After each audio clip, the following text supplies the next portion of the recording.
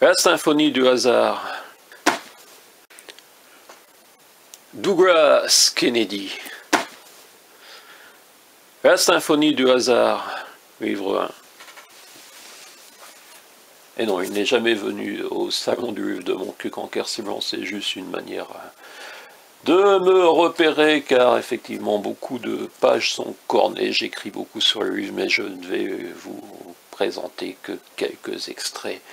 Il y avait suffisamment de créatifs dans le coin pour que les intellectuels ne se sentent pas isolés, comme en pleine Sibérie. Une nouvelle fois, c'est une narration féminine. Eh oui, Douglas Kennedy nous a habitués aux narrations féminines. Livre un peu particulier, puisque c'est une série, un peu comme Philip John nous avait une série saison. Annoncé livre 1, livre 2, livre 3. Ils ont un mode de pensée indépendant dans le Maine. Même s'ils ne partagent pas ta vision du monde, ils se battront pour que tu aies le droit de l'exprimer. Ce n'est pas le cas dans d'autres parties de la narration de ce roman, et ce n'est pas le cas dans bien des régions, par exemple dans le Quercy. Et oui, Douglas Kennedy serait pas dépaysé ni surpris de voir comment ça se passe dans le Quercy. Mener la vie qu'on veut, c'est un joli rêve. Moi, je compte bien vivre comme je veux. C'est la narratrice, c'est toujours cette femme dont on suivra les aventures, cette jeune femme qui, après, vieillit et devient éditrice. Et oui, on ne peut pas être parfait. C'est ce que tu dis maintenant, mais au final, tu finiras prise au piège comme tout le monde. Est-ce qu'on finit tous pris au piège? On retrouve chez Douglas Kennedy effectivement cette question du piège. Il y avait dans la réédition de Cul-de-sac sous le titre Piège nuptial, et on peut effectivement voir dans l'ensemble de ces livres des pièges, les pièges de ce monde. Mais cela dit, s'il y a une chose que j'ai retenue de mes 49 années sur cette terre, c'est que la vie des autres n'est jamais aussi parfaite qu'elle en a l'air.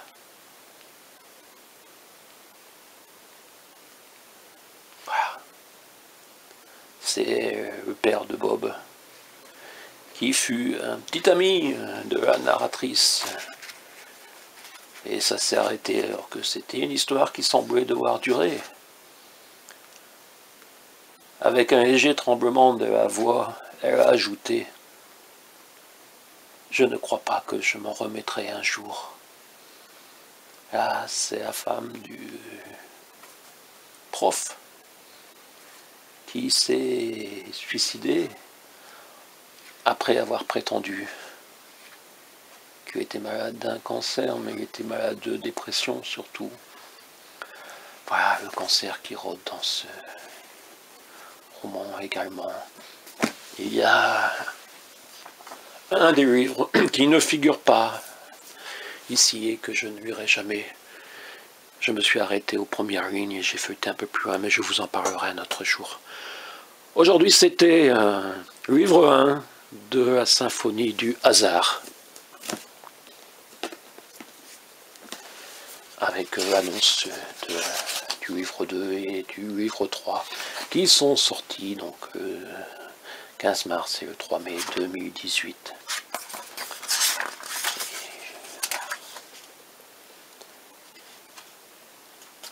Le tome 1, c'était en novembre 2017, le dépôt légal. Oui, je vous parle de livres un peu anciens, mais je ne les achète pas au prix noté sur la couverture, mais toujours à tarif préférentiel, c'est-à-dire des livres d'occasion. Pourtant, ils sont encore très beaux. Mais ça, je vous en parlerai également un autre jour. Nina Bouraoui et moi. Elle est née en 1967, moi en 68. La baguette magique et les philosophes, ou comment, au théâtre, mettre en scène Épicure et Sénèque. Les élus n'ont pas voulu donner de subvention. La La démocratie, c'est quand il y a une majorité, eh bien, tout le monde s'incline sur la majorité. Voilà. Peut-être que l'année prochaine, si vous vous comportez d'une façon différente, dans vos paroles surtout. Voilà. Très important pour la démocratie, que moi je montre qu'effectivement il faut écouter, il faut échanger, il faut reconnaître. Et la démocratie, c'est pas simplement le vote, c'est la démocratie participative, la démocratie citoyenne, humaine, éditoriale même, que nous voyons aujourd'hui. La baguette magique et les philosophes, ou comment, au théâtre, mettre en scène Épicure et Sénèque. 4, 3, 2, 1, Paul Auster au 1, 2, 3, 4, la chaîne YouTube Ternoise. Et voilà, en ce 26 décembre 2018, je fais le rapprochement entre cette chaîne YouTube littéraire et le dernier roman de Paul Auster.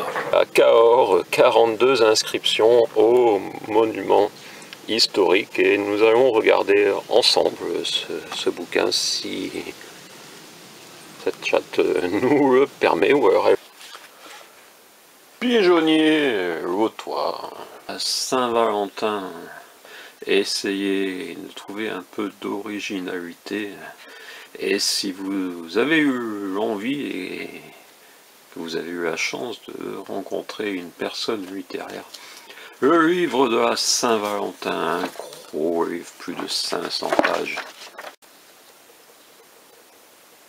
En 2012, je m'étais dit que chaque année, je publierais un livre de ce genre avec mes photos de l'année et ce que j'ai appelé cahier de photographe de Happy Birthday, Jay McInerney, 64 ans, le 13 janvier 2019. Il est né en 1955, donc. Bon, il fallait bien qu'un jour je vous le présente en vidéo également, ce bouquin sur la disparition d'un canton Montcuq. Alors,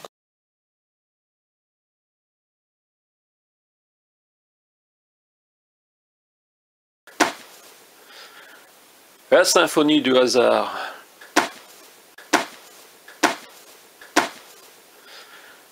La symphonie du hasard.